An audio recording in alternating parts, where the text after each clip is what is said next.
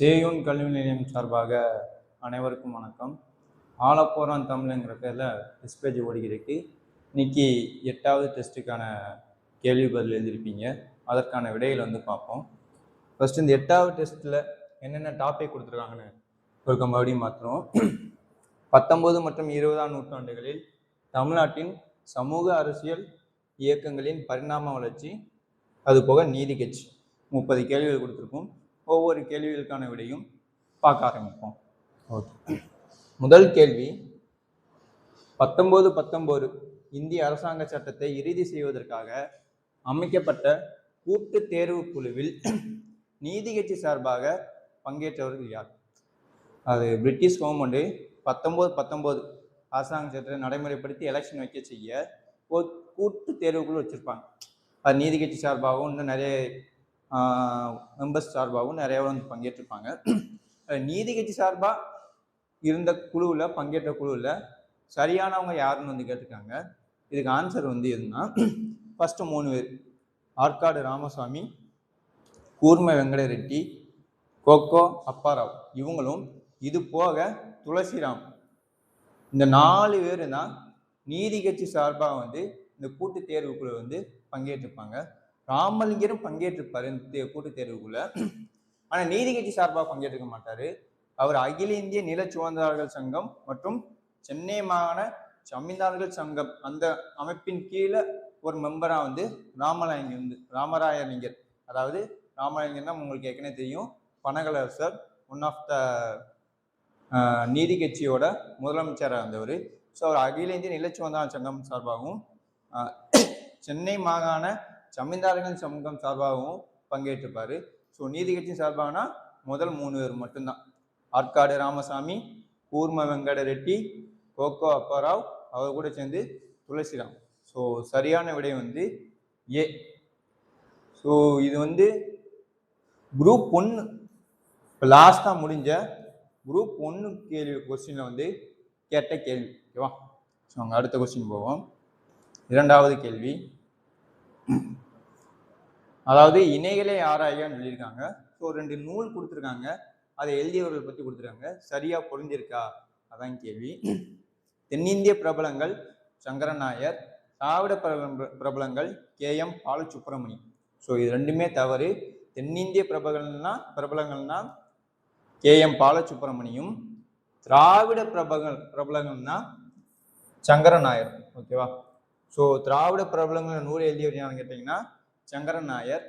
இவர் பிராமணர் அல்லாதோட பிரச்சனை பற்றி முக்கியமாக இந்த நூலில் எடுத்து எழுதி பேசியிருப்பாரு. ஸோ தென்னிந்திய பிரபலங்கள் நூல் எழுதி KM பாலசுப்ரமணி. இவர் என்ன பண்ணியிருப்பார்னா இந்த நூல்லேயே ஒரு இடத்துல என்ன சொல்லியிருப்பான்னா, நடேசனா இருக்கார்ல, ஸோ நீதி கட்சியில் ஒரு முக்கியமான ஆள், அதாவது தியாகராய செட்டியையும் TM நாயருக்கும் இடையே பிரச்சனை வரும்போது சமரசம் பண்ணி அவங்க 2 பேத்துக்கும் சமரசம் தீர்த்து வச்ச சமரச சித்தர் என்ற அழைக்கப்படியா நடேசனாரை பற்றியும் இந்த நூலை குறிப்பிட்டிருப்பார். என்ன குறிப்பிட்டிருப்பான்னா, காந்தியோட, மகாத்மா காந்தியோட நடேசனாரை ஒப்பிட்டு கூடியிருப்பார். ஸோ அது போக சங்கரன் நாயர் சம்பந்தமா வேற என்ன இருக்குன்னா, திராவிட பிரபலங்கள் இந்த நூல் எழுதுனது மட்டும் இல்லாம ஒரு கடித புரட்சின்னு ஒன்று ஆரம்பிச்சு வச்சிருப்பாரு 1915. ஸோ 21 கடிதங்கள் அடங்கிய ஒரு நூலை வெளியிட்டிருப்பார். அது எத்தனை கடிதங்கள்னா 21 கடிதங்கள் நூறு எழுதியிருப்பாரு. இதுலயும் பிராமணர் அல்லாதோர் பிரச்சனைகளை பற்றி ரொம்ப டீட்டெயிலா பேசியிருப்பார். ஓகேவா? ஸோ இதுக்கான ஆன்சர் இணைகள் எத்தனை இணை சரியாக இருக்காங்க, எந்த இணையுமே சரியால. ஸோ அனைத்தும் தவறு. 3வது கேள்வி, கீழ்கண்ட கூற்றுகளை ஆராயும் கொடுத்துருக்காங்க. ஸோ இதுவும் நீதி கட்சி சம்பந்தமான ஒரு கேள்விதான். தென்னிந்திய மக்கள் சங்கம் என்ற கூட்டு பங்கு கழகம் 1916 தொடங்கப்பட்டது. இதன் செயலாளராக தியாகராயர் இருந்தார். ஸோ இந்த ஸ்டேட்மெண்ட் கரெக்ட் தான். எப்படி தென்னிந்திய நல உரிமை சங்கம் ஆரம்பிச்சாங்களா விக்டோரியா மகாராணியாரங்கள, அதே இடத்துல தான் தென்னிந்திய மக்கள் சங்கம் 2 அமைப்பு இன்ட்ரோடியூஸ் பண்ணிப்பாங்க. தென்னிந்திய நல உரிமை சங்கம், அதுவும் 1916. அதோட வேலை என்னன்னா அரசியல். ஸோ எல்லா விஷயத்துலயும் பங்கிருக்கும், அரசியல பங்கிருக்கும், பத்திரிகைகளை பத்தி பேசுவாங்க, பிரச்சாரம் பண்ணுவாங்க, எல்லாமே. இந்த தென்னிந்திய மக்கள் கழகம் குறிப்பா எதை மட்டும் ஃபோக்கஸ் பண்ணுச்சுன்னா இதழ்கள். ஸோ பத்திரிகை இதழ்கள் அதை வச்சு நடத்துறது, அதில் மட்டும் அதிகமாக ஃபோக்கஸ் பண்ணி இனிஷியேட் பண்ணி கொண்டு வந்தாங்க. ஸோ அதோட செயலாளர் வந்து ஆரம்ப காலத்தில் யார் இருந்தாருன்னா தியாகராயர் இருந்தார். ஸோ இந்த ஸ்டேட்மெண்ட் வந்து சரிதான். இரண்டாவது ஸ்டேட்மெண்ட், 1917 அன்று தென்னிந்திய மக்கள் சங்கம் தனது பங்குகளை விற்று ரூ. 40,000க்கு ஒரு அச்சுக்கூடத்தை வாங்கி நீதி என்ற முதல் இதழை வந்து ஆரம்பித்தாங்க. ஸோ இந்த தென்னிந்திய மக்கள் சங்கம் இருக்குல்ல, இது ஒரு கூட்டு பங்கு கழகம் தான். அதாவது நிறைய பேர் சேர்ந்து ஷேர் ஹோல்டரா வச்சிருப்பாங்க. நீதி கட்சி சார்ந்தவங்களும் இருப்பாங்க, அது போக வெளியே உள்ள முக்கியமான பிசினஸ்மேனும் சேர்ந்து ஷேர் ஹோல்டரா இருப்பாங்க. இவங்க என்ன பண்ணாங்கன்னா இவங்களோட பங்கை இன்னும் நிறைய பேருக்கு விற்று ஒரு அச்சுக்கூடத்தை வாங்கினாங்க. வேறு தென்னிந்திய மக்கள் சங்கங்கிற அமைப்பை சேர்ந்தவங்க ஒரு அச்சுக்கூடத்தை எத்தனை ரூபாய்க்கு வாங்கினாங்கன்னா 40 ரூபாய்க்கு வாங்கி, சரி சாரி 40,000 ரூபாய்க்கு வாங்கி நீதி என்ற இதில் ஃபர்ஸ்ட் அச்சடிச்சு வெளியிட்டாங்க. ஸோ இந்த அமௌண்ட் எதுக்கு இங்கே பேஸ் பண்ணியிருக்கேன்னா 2024 கூட ஒரு அமௌண்ட் பேஸ் பண்ணி வந்து கொஸ்டின் வந்து கேட்டாங்க.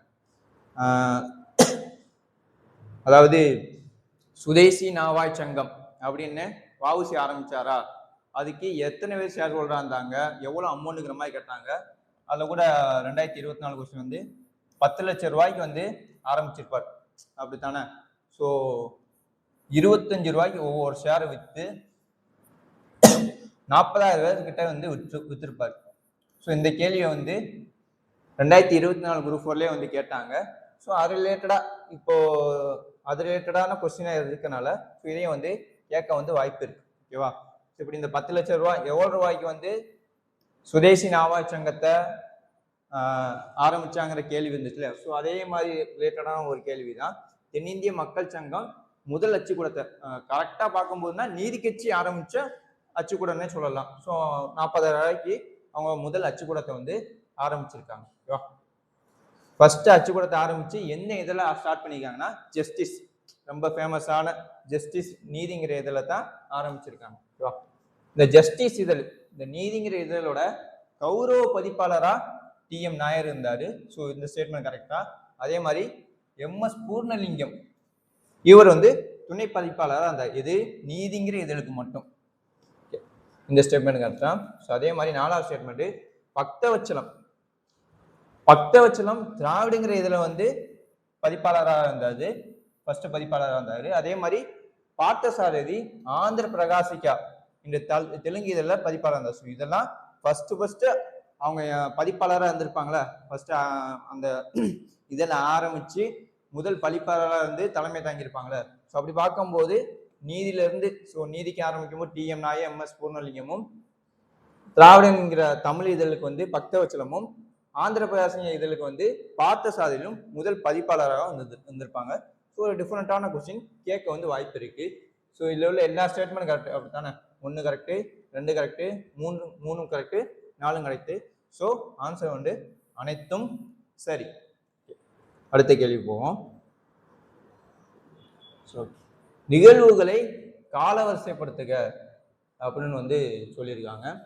ஃபர்ஸ்ட் வந்து TM நாயர் லண்டன் பயணம், இந்த மாண்டேகிசன் ஸ்போர்ட் சீர்திருத்தத்தில் வந்து உடன்பாடு வந்து நிகழ்ந்திருக்காரு. ஸோ என்ன பண்ணியிருக்காது, தஞ்சாவூர்ல நீதி கட்சி வந்து கூடி பிரிட்டனுக்கு வந்து யாராச்சும் ஒரு ஆள் அனுப்பணும், நீதி கட்சி சார்பாக அனுப்பணும், அனுப்பி பிராமணர்களால் பிரச்சனை இல்லை அங்குள்ள நாடாளுமன்ற உறுப்பினருக்கு தெரிவிக்கணும் அப்படிங்கிற பேர்ல கூடியிருப்பாங்க. எப்போ கூடியிருப்பாங்கன்னா 1918 வந்து தஞ்சாவூர்ல வந்து கூடியிருப்பாங்க. தஞ்சாவூர்ல கூடி நீதி கட்சி தஞ்சையில கூடி என்ன முடிவு பண்ணியிருப்பாங்கன்னா TM நாயரை வந்து லண்டனுக்கு அனுப்புவோம் அப்படின்னு யோசித்து அனுப்பியிருப்பாங்க. ஸோ நாயரும் 1918 ஜூன்ல லண்டனுக்கு புறப்பட்டிருப்பார். ஓகேவா. அதே மாதிரி மெஸ்டன் நடுவ தீர்ப்பு இது எப்பன்னா 1920 மார்ச். ஸோ ஏற்கனவே ஃபர்ஸ்ட் முதல் கேள்வி பார்த்தோமா, ஒரு கூட்டுக்குழு ஆரம்பிச்சாங்க. 1919 சட்டத்தை ஆரம்பிக்கும் போது கூட்டுக்குழு ஆரம்பிச்சாங்க.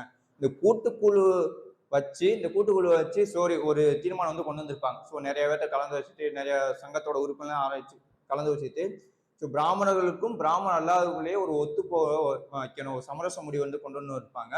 ஸோ அப்படி பார்க்கும்போது ஃபாரன் மெஸ்டங்கிற ஒரு ஆங்கில அதிகாரி கீழே இந்த பேச்சுவார்த்தை நடந்திருக்கும். இந்த கூட்டுக்குழுவை வச்சு அந்த முடிவுகளை வச்சு ஒரு பேச்சுவார்த்தை நடந்திருக்கும். அது எப்போ நடந்திருக்குன்னா 1920 மார்ச் 20. ஸோ அதுக்கு முக்கியமான ஆங்கில அதிகாரி யாருன்னா பாரன் மெஸ்டன். ஸோ அதனால மெஸ்டன் நடுவர் தீர்ப்புன்னு சொல்லியிருக்காங்க. ஓகேவா? 19 சட்டத்தை ஆராய்ச்சி பண்ண 19 ஒரு கூட்டுக்குழு அமைச்சிருப்பாங்க. அந்த கூட்டுக்குழு தான் முதல் கேள்வியில பார்த்தோம். அந்த கூட்டுக்குழு சம்பந்தமா பிராமணர்களையும் பிராமணர் அல்லாதவரையும் கூடி பேசியதற்கு நடுவரா முக்கியமா இருந்தவரால் தான் பாரன் மெஸ்டன். அது எப்போ நடந்திருக்குன்னா 1920 வந்து நடந்திருக்கும். ஸோ 19 சட்டத்தை ஆராய தேர்வு கூட்டு தேர்வுக்குள்ள எப்போ அமைச்சாங்கன்னா ஏற்கனவே பார்த்தலாம். 19 குழு ஆரம்பிச்சு அதுக்கப்புறம் இது மூலியமா 1920 2 பேரும் வந்து பேச்சுவார்த்தை நடந்திருக்காங்க. ஸோ அதாவது இந்த கூட்டு தேர்வு குழுவை பற்றிய விஷயங்கள் என்னெல்லாம் டிஸ்கஸ் பண்ணோம், அதை பற்றின ஆராய்ச்சி, அதை பற்றி உட்காந்து பேசத்தான் பிராமணர்களுக்கும் பிராமணர் அல்லாதவருக்கும் இடையே ஒரு பேச்சுவார்த்தை நடந்திருக்கும். அதான் மெஸ்டன் நடுவர் தீர்ப்பு.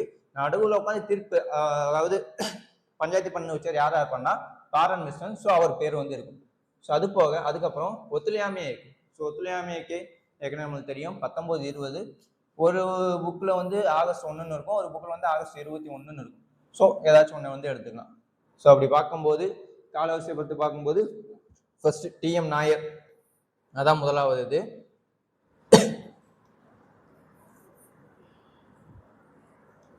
ஸோ காலவரிசை பார்க்கும்போது முதல் 1. அதுக்கப்புறம் வந்து 2வது எது வருது? 19 சட்டத்தை ஆராய கூட்டு தேர்வு குழு.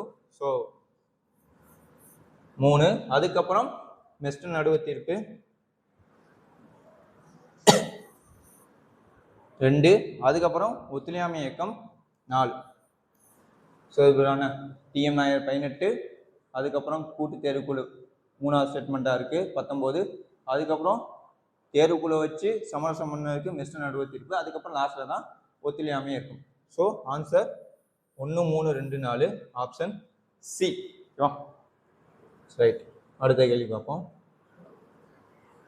ஓட்டேரியில் உரிமைக்களம் என்ற பெயரில் யாருக்கு நினைவு மன்றம் உள்ளது அப்படின்னு கேள்வி இருக்காங்க. ஸோ இதுக்கு சரியான ஆன்சர் யாருன்னா இரட்டமலை சீனிவாசன். ஸோ ஓட்டேரியில உரிமைக்களம் என்ற பெயர்ல யாருக்கு நினைவு மண்டபம் இருக்குன்னா தாத்தான் என்று அழைக்கப்படுகிற ராவ் சாஹிப், ராவ் பகதூர், திவான் பகதூர் இந்த பட்டங்கள்லாம் பெற்ற தாத்தா என்று அழைக்கப்படுற இரட்டமலை சீனிவாசன் அவர்களுக்கு தான் நினைவு மண்டபம் இருக்கும். ஸோ இந்த மண்டபத்தை தொடர்ந்து 2009 அதே இடத்துல அவருக்கு சிலையையும் ஓப்பன் பண்ணி வச்சிருப்பாங்க. So answer Rettaimalai Srinivasan. So அடுத்த கேள்வி. எட்வின் மாண்டேகு 1917 டிசம்பர் 14 அன்று தமிழ்நாடு வந்தபோது நீதி கட்சி சார்பாக அவரை சந்தித்தவர் யாருங்க இருக்காங்க?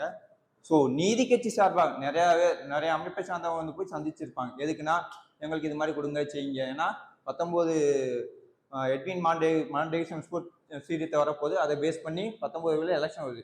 இந்த எலெக்ஷன் ரிலேட்டடாக எங்களுக்கு இவ்வளோ பிரதிநிதித்துவம் கொடுங்க, எங்களுக்கு இவ்வளோ பிரதிநிதித்துவம் கொடுங்க, இந்த சீரியத்தெல்லாம் கொண்டு வந்து சொல்லி ஒவ்வொரு அமைப்பா அவர் போய் வந்து பார்த்துருப்பாங்க. இப்போ சென்னை மாகாண சபையை வந்து பார்த்துருப்பாங்க. அவர் சென்னைக்கு வரும்போது தான் எல்லாம் போய் பார்த்துருப்பாங்க. சென்னைக்கு எப்போ வந்திருப்பாருன்னா 1917 டிசம்பர் 14 எப்போ வந்திருப்பாரு. ஸோ நீதி கட்சி சார்பாக அவர் பார்த்தது யாருன்னா கந்தசாமிங்கிறவர் தான் நீதி கட்சி சார்பாக வந்து பார்த்துருப்பாரு. ஸோ அதே மாதிரி சென்னை மாகாண சங்கம் அப்படிங்கிற அமைப்பு சார்பாக வந்து கேசவ பிள்ளை வந்து அவர் வந்து சந்திச்சிருப்பார். இது எதுக்கு இந்த இடத்துல சொல்றேன்னா நீதி கட்சிக்கு அகைன்ஸ்டா உருவான ஒரு இயக்கம்னா சென்னை மாகாண சங்கம். இதுல என்ன ஒரு ட்விஸ்ட்னா இந்த சென்னை மாகாண சங்கத்தோட துணைத் தலைவரை யார் இருந்திருப்பார்னா பெரியார் வந்து இருந்திருப்பார். நம்ம ஏற்கனவே பார்த்தோம். ஃபர்ஸ்ட் பெரியார் வந்து காங்கிரஸ்ல இருந்திருப்பாரு. காங்கிரஸ் கொள்கையை வந்து பிடிச்சிருக்கும். பின்னால தான் அது வந்து மாறி இருக்கும். ஸோ ஆரம்ப காலத்தில் காங்கிரஸ் இருக்கும்போது நீதி கட்சி பிரிவாதனையை ஏற்படுத்துறாங்க. ஸோ அதுக்காண்டி அந்த நோக்கத்துக்காண்டி வந்து சென்னை மாகாண சங்கம்னு ஒரு அமைப்பு வந்து உருவாயிருக்கும். அதில் தலைவராக வந்து கேசவ பிள்ளை இருந்திருப்பாரு. துணைத் தலைவராக வந்து பெரியார் வந்து இருந்திருப்பாங்க. அது போக வரதராஜலு, திருவிக்கா இவங்கெல்லாம் வந்து இருந்திருப்பாங்க. ஸோ இந்த கேள்விக்கு ஆன்சர் மாண்டேகு சங்கத்தை நீதி கட்சி சார்பாக சந்திச்சு வந்து கந்தசாமி பிள்ளை. அதே மாதிரி சென்னை மாகாண சங்கம் சார்பாக சந்திச்சவர் யாருன்னா கேசவ பிள்ளை. ஓகேவா? ஸோ அடுத்த கேள்வி பார்ப்போம். அண்ணாமலை பல்கலைக்கழகம் எந்த குழுவின் பரிந்துரையின் பேரில் உருவாக்கப்பட்டது? ஸோ அண்ணாமலை பல்கலைக்கழகம் எப்போ உருவாச்சுன்னு தெரியும். 1929 வந்து உருவாயிருக்கும் அண்ணாமலை பல்கலைக்கழகம். ஸோ இது இந்த பல்கலைக்கழகம் ஆரம்பிக்கிறதுக்கு முன்னாடி இந்த பல்கலைக்கழகம் வைக்கலாமா செய்யலாமா அது போக இன்னும் நிறைய விஷயத்த டிஸ்கஸ் பண்ண ஒரு குழு வந்து போட்டிருப்பாங்க. ஸோ என்ன குழுனா அண்ணாமலை பல்கலைக்கழகத்தை உருவாக்க பரிந்துரை பண்ண குழு என்ன குழுனா சிவஞானம் கமிட்டி. ஸோ 1926 மார்ச் 22 போட்ட கமிட்டி தான் சிவஞானம் கமிட்டி. ஸோ ஓகேவா. ஸோ இது இந்த 3 கமிட்டியும் நம்ம ஏற்கனவே படிச்சிருக்கோம். அம்பா சங்கா குழுங்கிறது வேற ஒன்றும் கிடையாது, இரண்டாவது பிற்படுத்தப்பட்ட ஆணையம். தமிழ்நாட்டில் போட்டப்பட்ட இரண்டாவது பிற்படுத்தப்பட்ட ஆணையம் தான் அம்பா சங்கா. ஓகேவா. ஸோ இது எப்போ போட்டிருப்பாங்கன்னா 1982 போட்டிருப்பாங்க. ஸோ அப்போ முதலாவது கமிஷன் எது, பிற்படுத்தப்பட்டவர் போடப்பட்ட தமிழ்நாட்டில் போடப்பட்ட முதலாவது கமிஷன் எதுன்னா சட்டநாதன் கமிஷன். இது எப்போ போட்டிருப்பாங்கன்னா 1969. ஸோ பிற்படுத்தப்பட்ட சம்பந்தமாக இந்தியாவில் போட்டப்பட்ட முதல் கமிஷனா காகா கலேக்கர்னு சொல்லுவாங்க.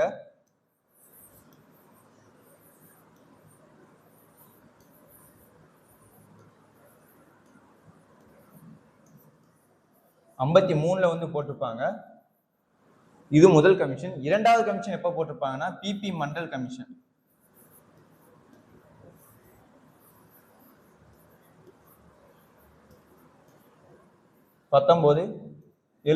வந்து போட்டிருப்பாங்க. ஸோ ஒரு கேள்வி படிக்கணும்னா அது ரிலேட்டடா எவ்வளோ நம்மளால ரீகால் பண்ண முடியுமோ அந்த அளவுக்கு ரீகால் பண்ணிக்கிறது ரொம்ப நல்லது. ஒரு கொஸ்டினை பார்த்து கடந்து போறது மட்டும் இருக்கக்கூடாது. ஸோ அந்த கொஸ்டின் சம்மந்தமா நம்ம என்னெல்லாம் ரீகால் பண்ணலாம், ஸோ ஆப்ஷன்ல எதெல்லாம் நினைவு கொள்ளலாம், இப்படி ஒரு விஷயம் படிக்கும்போது இன்னொரு விஷயம் கம்பேரிட்டிவ் பண்ணி படிச்சுக்கிட்டே இருக்கும்போது நினைவு கொண்டுகிட்டே இருக்கும்போது நமக்கு எளிமையா வந்து மறக்காது. ஸோ அம்பா சங்கா கமிஷன்ங்கிறது இரண்டாவது பேக்வர்டு கமிஷன் தமிழ்நாட்டில். முதலாவது பேக்வர்டு கமிஷன் தமிழ்நாடு எப்படின்னா சட்டநாதன். அதே மாதிரி இந்தியாவில் போடப்பட்ட முதலாவது பேக்வர்டு கமிஷன்னா காகே கிளர்க்கு. இரண்டாவது பேக்வர்டு கமிஷன்னா பிபி மண்டல் 1979. அதே மாதிரி இந்த குருபதசாமி சனத் மேத்தா கமிஷன் எப்ப எதுக்காண்டி போட்டுப்பாங்கன்னா குழந்தை தொழிலாளர்.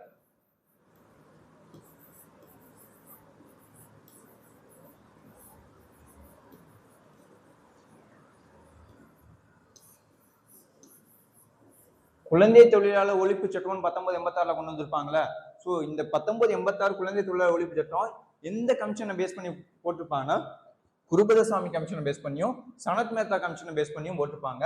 ஸோ குருபதசாமி கமிஷன் எப்பன்னா 1979, சனத் மேத்தா கமிஷன் எப்பன்னா 1984. ரெண்டுமே குழந்தை தொழிலாளர் பத்தி பேசின கமிஷன் தான். ஸோ இது ரெண்டையும் பேஸ் பண்ணி குழந்தை தொழிலாளர் தடை சட்டம் 1986 போட்டிருப்பாங்க. ஸோ ஒரே ஒன்லைன் கேள்வியா இருக்கும், ஆனா அதுக்குள்ள இத்தனை விஷயம் வந்து இருக்கு, பார்த்துக்கணும். ஓகேவா. ஸோ அடுத்த கேள்வியை பார்ப்போம். 8வது கேள்வி. ஸோ இணைகளே 6000 கொடுத்துருக்காங்க. பெருசா வேற ஒண்ணும் இல்லை. நீதி கட்சி காலத்துல கொண்டு வரப்பட்ட சட்டங்களை கொடுத்துருக்காங்க, ஆண்டுகள் கொடுத்துருக்காங்க. ஆண்டுகள் இனியா சரியா புரிஞ்சிருக்கான்னு தான் கேள்வியே. சரி பார்ப்போம். சென்னை நகர திட்டம்.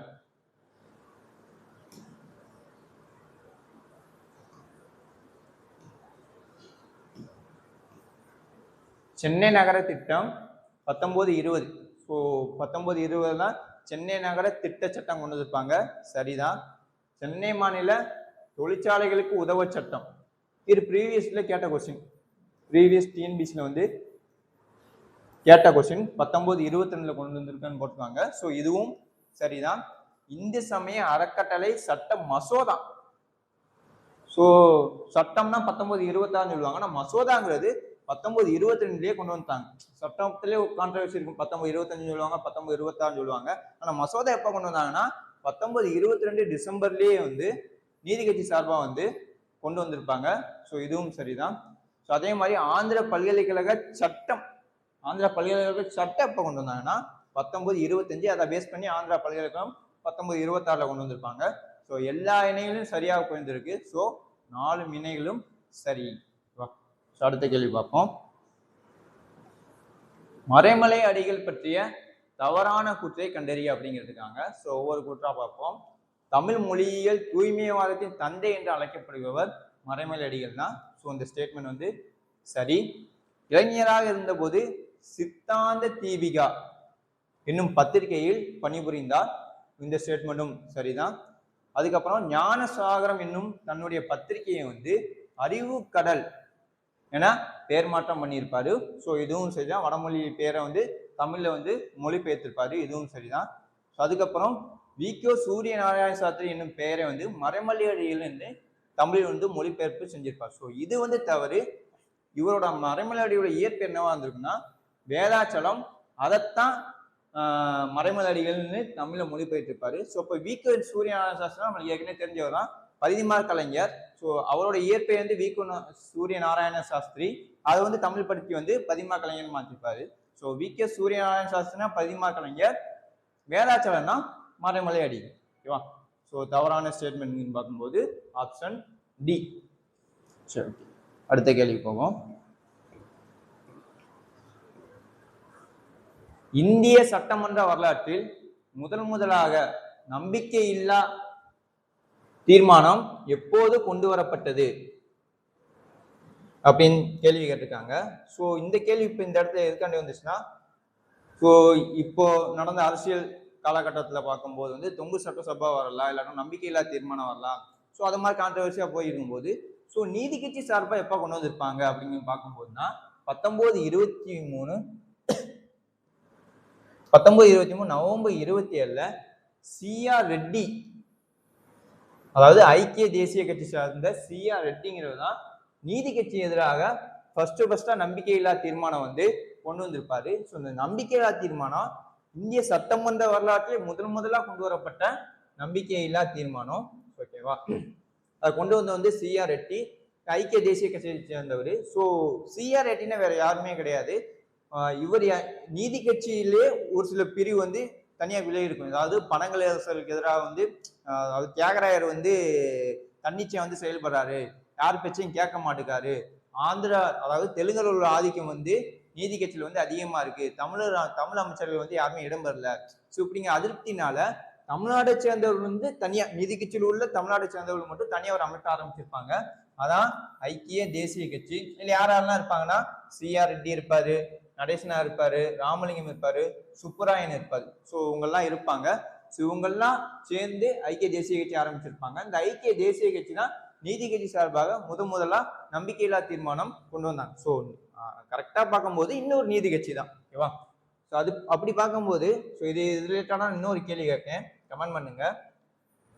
இந்தியாவில் கொண்டு வரப்பட்ட முதல் நம்பிக்கையில்லா தீர்மானம் எது? ஸோ யாருக்கு எதிராக வந்து கொண்டு வந்தாங்க கேள்விக்கு வந்து ஆன்சரை வந்து கமெண்ட் பண்ணுங்க. ஓகேவா? ஸோ அடுத்த கேள்வி பார்ப்போம்.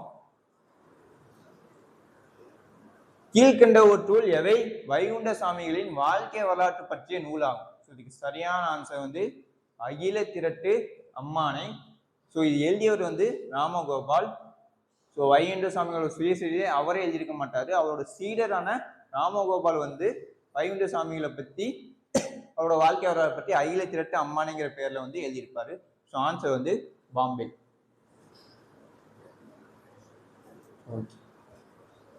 சென்னை பிராமணர் சங்கம் தோற்றுவிக்கப்பட்டதன் முக்கிய நோக்கம் என்னங்க இருக்காங்க? ஸோ சென்னை பிராமணர் சங்கம் எப்போ தோற்றுவிக்கப்பட்டனா 1909. ஏகபாங்க புருஷோத்தமன் நாயுடு, புருஷோத்தமன் நாயுடும் பி சுப்பிரமணியம், இவங்க ரெண்டு பேரும் சேர்ந்து உருவாகினதான் பிராமணர் சங்கம் 1909.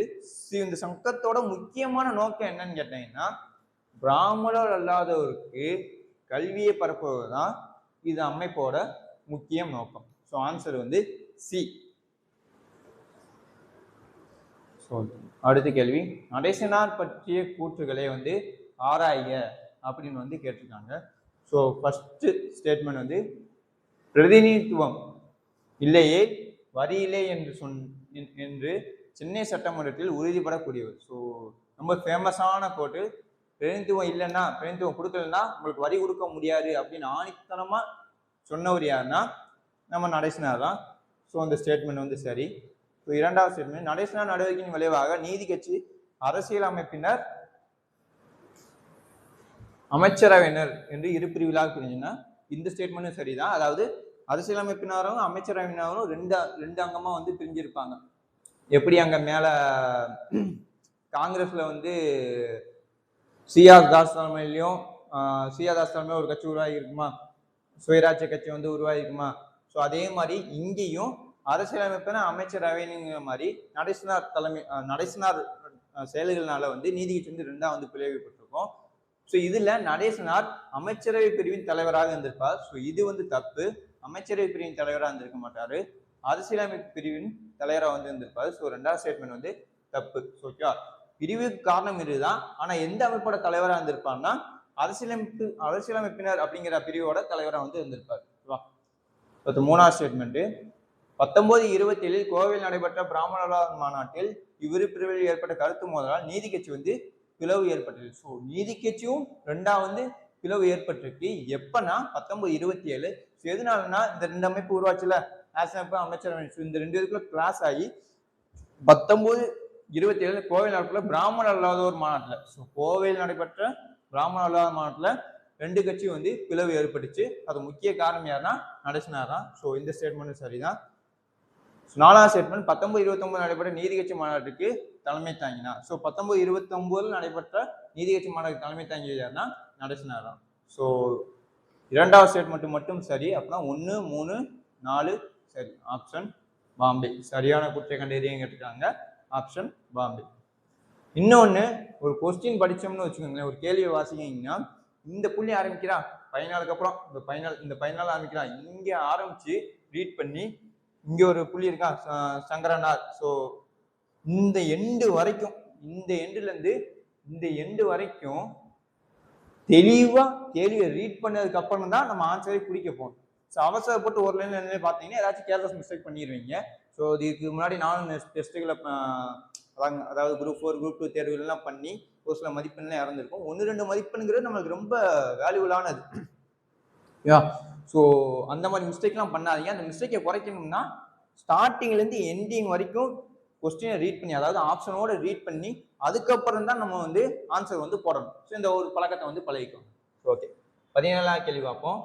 முதல் உலகப் போரின் போது SS மதராஸ் கப்பலின் மருத்துவ பணி செய்ததற்காக ஹெய்சரி ஹிந்த் தங்கப்பதக்கமும் போர் சேவை பதக்கமும் பெற்றவர் யார்? நம்ம ஏற்கனவே பார்க்கும்போது போயர் வெள்ளி பதக்கம், ஜூலி வெள்ளி பதக்கம், ஹெய்சரி ஹிந்து பதக்கம்லாம் யார் வாங்கியிருப்பா?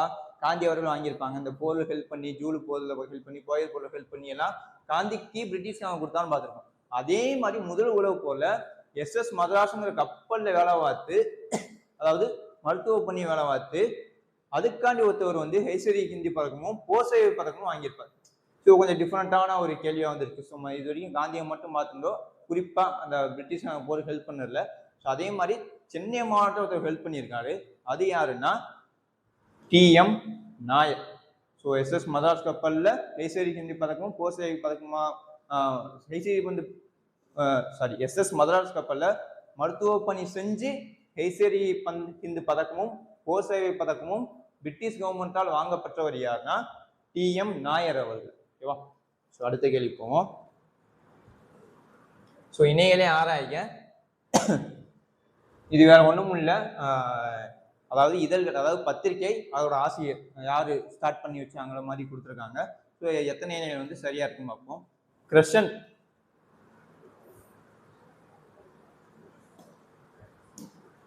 கிரசன்ட்ங்கிற பத்திரிகையை, ஸோ கிரசன்ட்ங்கிற பத்திரிகை வந்து ஆரம்பிச்சு வச்சது யாருன்னா கஜிலா லட்சுமி நரசு. ஸோ இந்த பத்திரிகை எதுக்காண்டி ஆரம்பிச்சிருப்பான்னா, இந்த பத்திரிகை இதழில் வந்து முக்கியமா இந்து மதத்தை போற்றி புகழ்ந்து வந்து பாடியிருப்பாரு. இந்து மதம் அப்படி இருக்கு இப்படி இருக்குன்னு சொல்லி இந்து மதத்தோட நன்மைகளை பற்றி போற்றி புகழ்ந்து பாடியிருப்பாரு கிரசன்ட்ங்கிற பத்திரிகையில. ஸோ இந்த ஸ்டேட்மெண்ட் வந்து கரெக்டு. அதே மாதிரி தத்துவ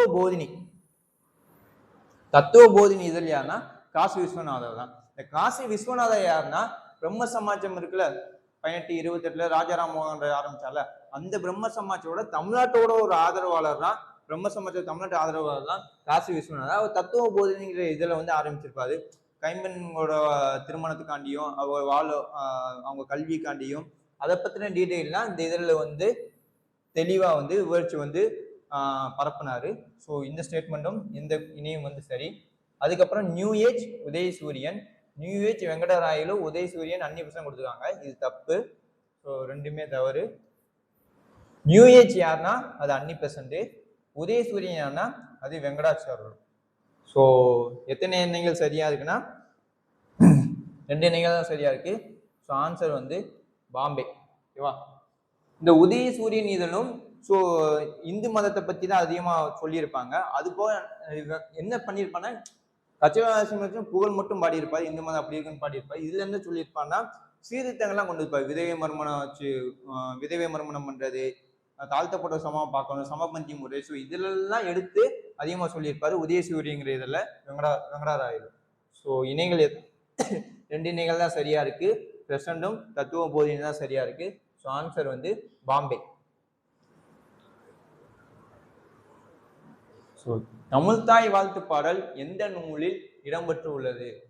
இப்போ பதவி ஏற்கும் போதே முதல்வர் பதவி ஏற்கும் போதே வந்து இந்த இஷ்யூ வந்துச்சு. ஸோ எப்பவுமே கடனில் இருக்கிற ஏதாச்சும் ஒரு இஷ்யூ வச்சு வந்து கேள்விகள் வந்து கேட்க வந்து வாய்ப்பு இருக்கு. சும்மா தமிழ்தாய் பாடல் வந்து எந்த நூலில் வந்து எந்த நூலில் எடுத்தாங்களோ கூட ஈஸியாக கூட வந்து கேள்வி கேட்கலாம். டக்குன்னு வந்து நமக்கு மறந்தாலும் வந்துடும். ஸோ இதுக்கு சரியான ஆன்சர் எல்லாத்துக்குமே சரியா போட்டிருப்பீங்க, மனோன்மணியம். ஸோ மனோன்மணியம் பே. சுந்தரனார் எழுதிய மனோன்மணிய நூலில் உள்ள ஒரு பாடல் தான் நம்ம எடுத்து தமிழ்தாய் வாழ்த்து பாடலாக வந்து வச்சிருப்போம். ஸோ 16வது ஆன்சர் வந்து பாம்பே. தீண்டத்தகாதோர் ஊழியர் சங்கத்தை துவக்கியவர் யார் அப்படிங்கிறாங்க. இது கொஞ்சம் டிஃப்ரெண்டான கொஸ்டின். இதுக்கு ஆன்சர் வந்து காந்தி 1932 வந்து ஆரம்பிச்சு வச்சிருப்பாரு. தீண்டத்தகாத ஊழியர் சங்கம் என்ற அமைப்பை வந்து காந்தி வந்து ஆரம்பிச்சு வச்சிருப்பாரு. 18 1917 முதல் தொடர்ந்து 8 ஆண்டுகள், கரெக்டா 25 வரைக்கும், 1925 வரைக்கும். ஸோ 8 ஆண்டுகள் அப்பதானே. 1917 இருந்து 1925 வரைக்கும் நீதி கட்சியின் தலைவராக 8 ஆண்டுகள் திறம்பட தலைவராக செயல்பட்ட யாருன்னு கேட்டாங்க. ஸோ இதுக்கு ஆன்சர் வந்து என்னன்னா பாம்பே. வெள்ளுடை வேந்தர். ஸோ வெள்ளுடை வேந்தர் என்று புகழப்பட்ட தியாகராயர் தான் 8 வருஷம் தொடர்ந்து வந்து ஆட்சி பண்ணியிருப்பாரு. ஸோ நீதி கட்சியின் தலைவராக வந்து திறம்பட செயல்பட்டிருப்பாரு. ஸோ இப்போ வெள்ளி நாக்கு நாவலர்னு கொடுத்துருக்காங்க. இது யாருன்னா சத்தியமூர்த்தி. இதெல்லாம் அவங்களோட சிறப்பு பெயர்கள் இல்லைன்னா புனைப்பெயர்கள்னு சொல்லலாம். அதே மாதிரி கருப்பு குதிரையும் கொடுத்துருக்காங்க. கருப்பு குதிரை யாருன்னா சுப்புராயன், நாட் சுப்புராயலு, சுப்புராயன். அதே மாதிரி கருப்பு காஞ்சினா நமக்கு எல்லாத்துக்குமே தெரியும், காமராஜர். ஸோ 1917 முதல் 8 ஆண்டுகள் வந்து நீதி கட்சி தலைவராக இருந்தவர் யாருன்னா வெள்ளுடை வேந்தர் தியாகராயர். அதுக்கப்புறம் 19வது கேள்வி, நீதி கட்சியின் முதலமைச்சர்கள் அவர்கள் பதவி வைத்த ஆண்டுகளின் அடிப்படையில் வந்து காலவரிசைப்படுத்துகள்னு வந்து கொடுத்துருக்காங்க. சொல்லுவாங்க சுப்புராயன், சுப்புராயலு, ராமகிருஷ்ண ரங்காராவும் கொடுத்துருக்காங்க. ராமகிருஷ்ண ரங்காராவ்னா வேற யாரும் இல்லை, பொப்புலி ராஜாவை தான் ராமகிருஷ்ண ரங்காராவ். அவரோட இயற்பெயர் வந்து ராமகிருஷ்ண ரங்காராவ். அது மாதிரி ராமராயலிங்கர் ஏற்கனவே பார்க்கும்போது ராமராயலிங்கர்னா பனகலரசர். அதுக்கப்புறம் பி.டி. ராஜன், முனுசாமி. ஸோ அது காலவரிசைப்படுத்தும் போது ஃபர்ஸ்ட் யார் இருந்திருப்பான்னா சுப்புராயலு. சுப்புராயலு இருந்திருப்பாரு. அதுக்கப்புறம் வந்து பனகலரசர். முதல் சுப்புராயலு, அது ராமராயர் லிங்கர் என்று அழைக்கக்கூடிய பனகலரசர். அதுக்கப்புறம் வந்து சுப்புராயன். அதுக்கப்புறம் அடுத்து முனுசாமி வந்து வந்திருப்பாரு. அதுக்கப்புறம் பொப்புலி ராஜா ராமகிருஷ்ண ரங்காராவ் வந்திருப்பாரு சிஎம்மா. அதுக்கப்புறம் ஃபைனலா பி.டி. ராஜன். ஸோ 2, 4, 1, 6, 3, 5 ஆன்சர் வந்து சி. காலவரிசைப்படுத்தும் போது ஆன்சர் வந்து சி. ஸோ இதுல என்ன தெரிஞ்சுக்கணும்னா ராமகிருஷ்ண ரங்காராவ்னா பொப்புலி ராஜாவை தான் ராமகிருஷ்ண ரங்காராவ்னு சொல்லுவாங்க. அதே மாதிரி ராமராயலிங்கன்னா பனகலரசர். ஸோ 19வது கேள்விக்கு காலவரிசைப்படுத்துக நீதி கட்சி முதலமைச்சர் காலவரிசை ஆன்சர் வந்து ஆப்ஷன் சி. ஸோ 20வது கேள்வி, சென்னை சட்டமன்றம் எந்த சட்டத்தின்படி உருவாக்கப்பட்டது? ஸோ இப்போ இருக்க சென்னை மாகாண சட்டமன்றம் எந்த சட்டத்தின்படி உருவாக்கப்பட்டதுன்னு கேட்டிருக்காங்க. ஸோ இப்போ நடந்த டிஎன்பிசி நடந்த குரூப் 1 கொஸ்டின்,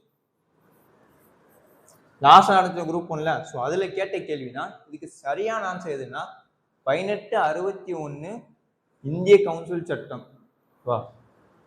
ஸோ சென்னை மாகாணம் ஆரம்பிச்சதே 1861 சட்டத்தின்படி உருவாயிருக்கும். ஆனால் ப்ராப்பராக எலெக்ஷன் வந்து நடந்திருக்கு. ஆனால் எலெக்ஷன் நடந்து ப்ராப்பராக கொண்டு வரும்போது 19 சட்டம். ஆனால் அவங்க அப்படி கேள்வி கேட்கல, எப்போ ப்ராப்பராக எலெக்ஷன் நடந்துச்சுன்னு பார்க்கலாம் கேட்கல, இரட்டையாட்சி முறையில் எப்போ வந்துச்சுன்னு கேட்கல. சென்னை சட்டமன்றம் எப்போ கொண்டு வந்து கேட்கும்போது ஆன்சர் வந்து ஆப்ஷன் சி. இது வெங்கடேசன் புக்கில் வந்து குறிப்பிட்டிருக்காங்க. ஸோ பெரும்பாலானவங்க தவறா இந்த 19 எலெக்ஷன் நடந்துச்சு, ஸோ அப்போதான் வந்து சென்னை சட்டமன்றம் உருவாச்சுன்னு இருக்காங்க. அப்படி கிடையாது. சென்னை சட்டமன்றமும் வங்காள சட்டமன்றம் பம்பை சட்டமன்றமும் அதுக்கு முந்தின காலத்திலே வந்து உருவாயிருக்கும். அப்போ 1861 சட்டத்தின்படி சென்னை சட்டமன்றம் வந்து உருவாயிருக்கும். ஸோ இந்த 1861 சட்டத்தின்படி தான் பம்பாய் சட்டமன்றம், வங்காள சட்டமன்றம் ஒன்று பின் ஒன்னா வந்து உருவாயிருக்கும். ஸோ சரியான ஆன்சர் வந்து சி. பிஏ போட்டாரீங்க. சென்னை சட்டமன்றம் எந்த சட்டப்படி உருவாக்குதுன்னா 1861 இந்திய கவுன்சில் சட்டம்.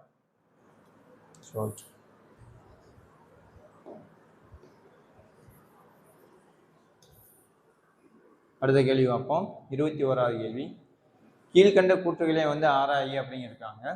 ஒடுக்கப்பட்டவரின் கோவில் நுழைவுக்கு ஆதரவு கொடுப்பதற்காக அத்வைதானந்த சபாவை அயோத்திதாசர் 1976 அன்று தொடங்கினார். ஸோ அயோத்திதாசர் அத்வைதானந்த சபைங்கிற ஒரு அமைப்பு வந்து தொடங்கியிருப்பாரு. எதுக்காண்டினா கோவில் நுழைவுக்காண்டிதான். எப்போ தொடங்கினா 1976 தொடங்கியிருப்பாரு. ஸோ இந்த ஸ்டேட்மெண்ட் கரெக்டு. அதுக்கப்புறம் 1891 அயோத்திதாசர் ஆதி திராவிட மகாஜன சபை இந்த அமைப்பு வந்து உருவாக்கி கொடுத்தாங்க. ஆதி திராவிட மகாஜன சபை கிடையாது, திராவிட மகாஜன சபையை தான் உருவாக்கி இருப்பாரு. ஸோ இது வந்து தவறு. ஆதி திராவிட மகாஜன சபை யாரு? 1813 வந்து ரெட்டமலை வந்து உருவாக்கியிருப்பாரு. ஸோ நமக்கு ஏற்கனவே ஃபெமிலியா தெரிஞ்சதுதான், இருந்தாலும் அப்பப்போ வந்து குழப்பம் வந்து வரலாம். ஸோ திராவிட மகாஜன சபைனா ஃபர்ஸ்ட் ஆரம்பிச்சிருக்காங்க. ஸோ 2 எழுத்து வந்து கட் ஆகுதா, அதனால 1891 ஓகேவா. 1891 திராவிட மகாஜன சபை. ஸோ அதிகமா ஒரு 2 எழுத்து சேர்றதுனால ஸோ நான் வருஷமும் அதிகமாக வரும். 1893னா அது ரெட்டமலை சீனிவாசன் ஓகேவா. ஸோ இந்த ஸ்டேட்மெண்ட் வந்து தவறு. ஸோ எழுத்து வச்சு அந்த நம்பரை கூட்டிக்காங்க. 2 கூடுது. ஸோ 2 கூடுனா எந்த நம்பர் அதிகமாக இருக்கோ அதான் அது மாதிரி பேஸ் பண்ணி ஞாபகம் வச்சுக்கலாம் ஓகேவா. அதுக்கப்புறம் 3வது 1906ஆம் ஆண்டு ஒரு பைசா தமிழ் என்ற வாராந்திரியில வந்து தொடங்கினாங்க. ஸோ இந்த ஸ்டேட்மெண்ட் தவறுனா 1906 தொடங்கியிருக்க மாட்டாது. 1907 வந்து 1907 தான் தொடங்கியிருப்பாரு. அதுக்கப்புறம் லாஸ்ட்ல உள்ள ஸ்டேட்மெண்ட் 1898 அன்று சாகித்ய பௌத்த சங்கத்தை அயோத்திதாசர் வந்து உருவாக்கி கொடுத்திருப்பாங்க. ஸோ இதுவும் சரிதான். ஸோ கேள்வி என்ன கேட்டிருக்காங்கன்னா தவறான இணையை கண்டறியன்னு கேட்டிருக்காங்க. ஸோ தவறான இணையா 2, 3 தான். ஸோ அப்படி பார்க்கும்போது ஆன்சர் சி ஓகேவா. ஸோ அடுத்த கேள்வி பார்ப்போம். 22வது கேள்வி. ஸோ கூற்றுகளை ஆராயம் கொடுத்துட்டு ஸோ இந்த கூற்றுலாம் யாரை குறிக்கிறது அதான் கேள்வி. இந்திய அரசால் தொழில் கமிஷன் உறுப்பினராக 1908ஆம் ஆண்டு தேர்ந்தெடுக்கப்பட்டவர். ஸோ இது ஒரு ஸ்டேட்மெண்ட், இது ஒரு க்ளூ கொடுத்துருக்காங்க.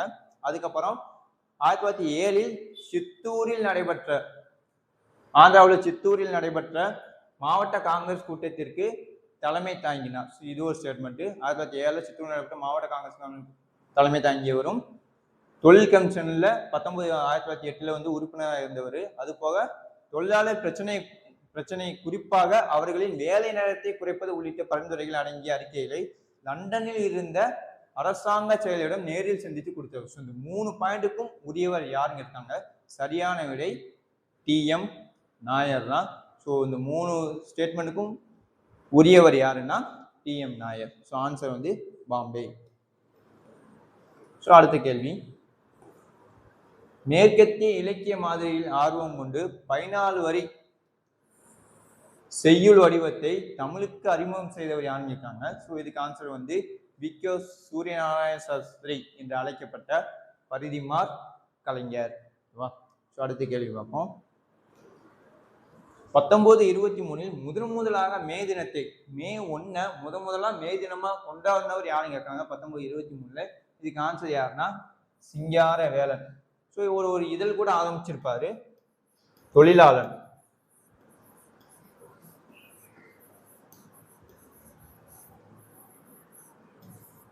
தொழிலாளர்கள் பிரச்சனை, இவரு கம்யூனிஸ்டான. ஸோ தொழிலாளர் பிரச்சனையை எடுத்து வைப்பாக சிங்காரவன் வந்து தொழிலாங்கிற ஒரு இதுல கூட ஆரம்பிச்சிருப்பாரு. இது எல்லாமே இந்த டீட்டெயில் எல்லாமே பாட புத்தகத்துல இருக்கு.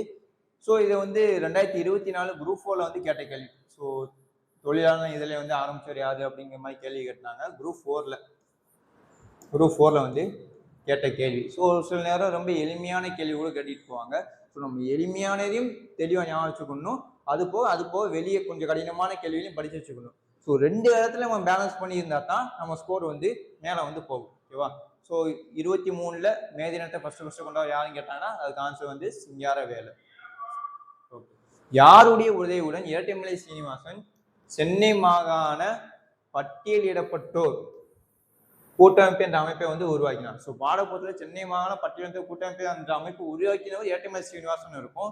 ஆனா யாரோட உதவியோட உருவாக்கினா இருக்காது. ஸோ இதுக்கு சரியான விடை எதுனா அம்பலத்தார்.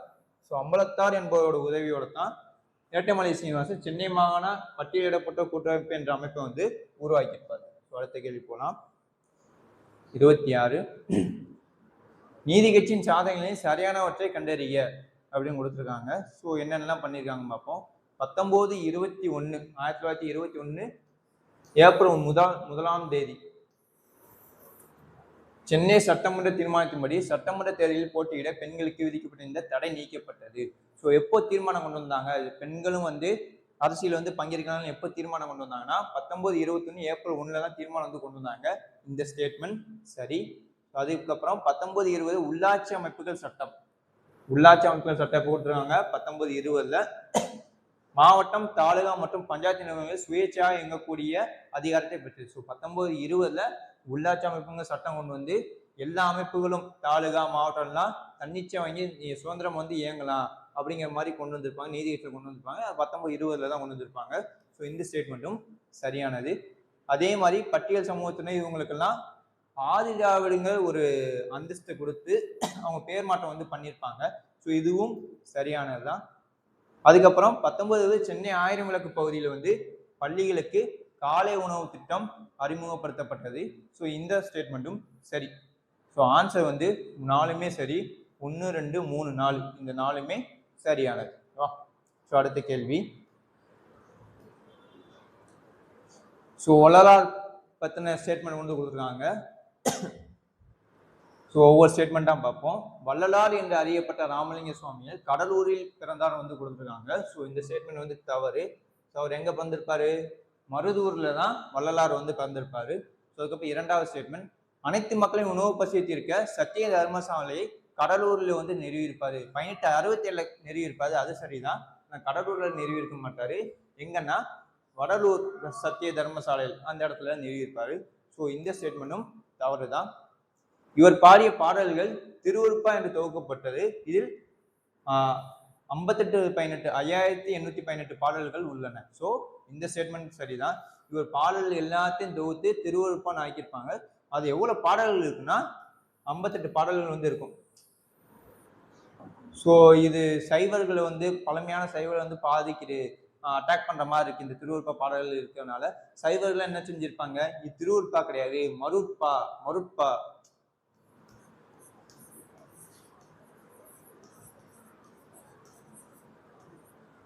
இது திருவருப்பாலாம் கிடையாது மருட்பான்னு சொல்லி விமர்சனம் கூட பண்ணியிருப்பாங்க. ஸோ அதில் 5818 பாடல்கள் தான் இருக்கும். சரிதான். இவரோட உரைநூல்கள் மனுமுறை கண்ட வாசகம் மற்றும் ஜீவகாருண்ய ஒழுக்கம். ஸோ இவரோட படைப்புகளை உரைநடை நூல்களை 2 நூல்கள் வந்து எழுதிப்பாது. மனுமுறை கண்ட வாசகம், ஜீவகாருண்ய ஒழுக்கம். இதுவும் சரிதான். ஸோ கேள்வி என்ன கேட்டிருக்காங்க, தவறான கூற்றுகளை கண்டறிய. ஸோ 1, 2 தான் தவறு. ஸோ ஆன்சர் வந்து ஏ. ஸோ இது போக இவர் ஒரு சில நூல்கள்லாம் பதிப்பித்திருப்பார். அது என்னென்ன நூல்கள்னா சின்மயி தீபிகை, தொண்டை மண்டல சதகம், வலிவுட் ஒழுக்கம், மனுமுறை கண்ட வாசகம், ஜீவகாருண்ய ஒழுக்கம். ஸோ ஏற்கனவே அவரோட உரைநடை நூலையும் பார்த்துச்சிட்டோம். ஸோ அவர் பதிப்பித்த நூல்களையும் தெரிஞ்சு வச்சுக்கிறது வந்து முக்கியமானது. ஸோ இது 2மே பள்ளி பாட புத்தகத்தில் இருக்கிறதுனால ஸோ ஒரு பேசிக்கான கொஸ்டின்ஸ். ஓகேவா. ஸோ அடுத்த கேள்வியை பார்ப்போம். ஆங்கிலேய ஆட்சியையும் திருவிதாங்கூர் அரசரின் ஆட்சியையும் முறையே வெள்ளை பிசாசுகளின் ஆட்சி என்றும் கருப்பு பிசாசுகளின் ஆட்சி என்றும் விமர்சித்தவர் யாருன்னு கேட்டிருக்காங்க. இரட்டைமலை கிடையாது, வைகுண்ட சாமிகள். ஆனா எடுத்தோடனே டப்பு நம்ம வைகுண்ட சாமிகளும் போற்றக்கூடாது. ஏற்கனவே பார்க்கும்போது அந்த புள்ளியிலேருந்து இந்த புள்ளி வரைக்கும் கடைசி வரைக்கும் கேள்வி வாசித்து பார்த்தா தான் நம்ம தவறு பண்ண மாட்டோம்னு சொல்லணும். ஸோ நீங்க கேள்வி வாசித்த உடனே ஆன்சர் தேட்டீங்கன்னா, அதாவது 4 ஆப்ஷனை பார்க்காம விட்டீங்கன்னா டக்குன்னு வைகுண்ட சாமி கொடுத்துருவீங்க. அப்படி கிடையாது. அது 3வது ஆப்ஷனை பாருங்க, முடிசூடும் பெருமாள். ஸோ வைகுண்ட சாமியோட இயற்பெயர் என்னது, முடிசூடும் பெருமாள். ஸோ ஆப்ஷன் டியை பார்க்கும்போது என்ன கொடுத்துருக்காங்க, சி அண்ட் டி. ஸோ அப்போ நான் சரியான விட எது, சி அண்ட் டி தான். ஸோ பி வந்து கிடையாது. ஸோ இந்த மாதிரி இடத்துல தான் நம்ம இந்த கரெக்டா பழகிட்டோம்னா தவறுகள் பண்ணாம இருப்போம். ஒரு ஆர்வத்திலேயோ டக்குன்னு அந்த கேள்விக்கு ஓஎம்ஆர் குடிச்சிட்டோம்னா எதுவும் பண்ண முடியாது. ஸோ அதை மாற்றி 2வது கொஸ்டின்னா இருக்கிற மார்க் கூட 1.5 மார்க்கும் சேர்த்து வந்து போகும். ஸோ ஃபுல்லாக கேள்வியை ஆப்ஷனல் எண்டு வரைக்கும் வந்து பார்த்து வந்து பதிலை வந்து போடுங்க. ஓகேவா? ஸோ அடுத்த கேள்வி, புளியந்தோப்பு நிகழ்ச்சி என்பது எந்த வேலை நிலையத்தை வந்து குறிக்குது? ஸோ சென்னையில் உள்ள புளியந்தோப்புங்கிற ஏரியாவில் ஒரு 2 மில்லில் வந்து வேலை நிறுத்த போராட்டம் வந்து நடந்திருக்கும். எந்தெந்த மில்லுன்னா Carnatic mill, Carnatic mill,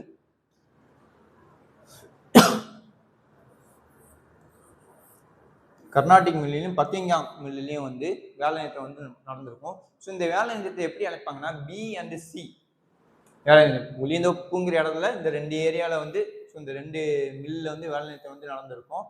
so இந்த 2 வேலை நிறுத்தம் எப்படி அழைப்பாங்கன்னா பி அண்ட் சி வேலை நிறுத்தம்னு சொல்லி அழைப்பாங்க. ஸோ இதுவும் வெங்கடேசன் புக்கில் வந்து ஒரு இடத்துல வந்து இருக்கு. ஓகேவா? ஸோ அது ஃபைனல் கேள்வி. 30வது கேள்வி, முதல் நீதி கட்சி சட்டமன்றத்தில் முதல் சட்டமன்ற தலைவராக நியமிக்கப்பட்டவர் யார் அப்படிங்கிறதுக்காங்க.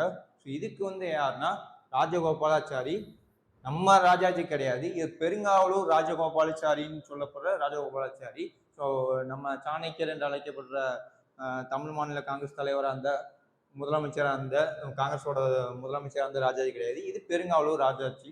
ஸோ இந்த கொஸ்டின் வந்தனால ரிலேட்டடான ஒரு கொஸ்டின், இந்திய மக்களவையில் ஆஃப்டர் இண்டிபெண்டன்ஸ்க்கு அப்புறம் முதலா யாரு சபாநாயகர் இருந்தார், முதல் மக்களவை சபாநாயகர் யார் அப்படிங்கிற கேள்விக்கு கமெண்ட்ல வந்து பின் பண்ணுங்க. ஸோ ஓகே, 30 கேள்வி முடிச்சாச்சு.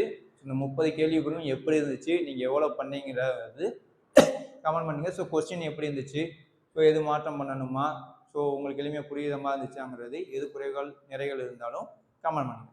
தேங்க்யூ.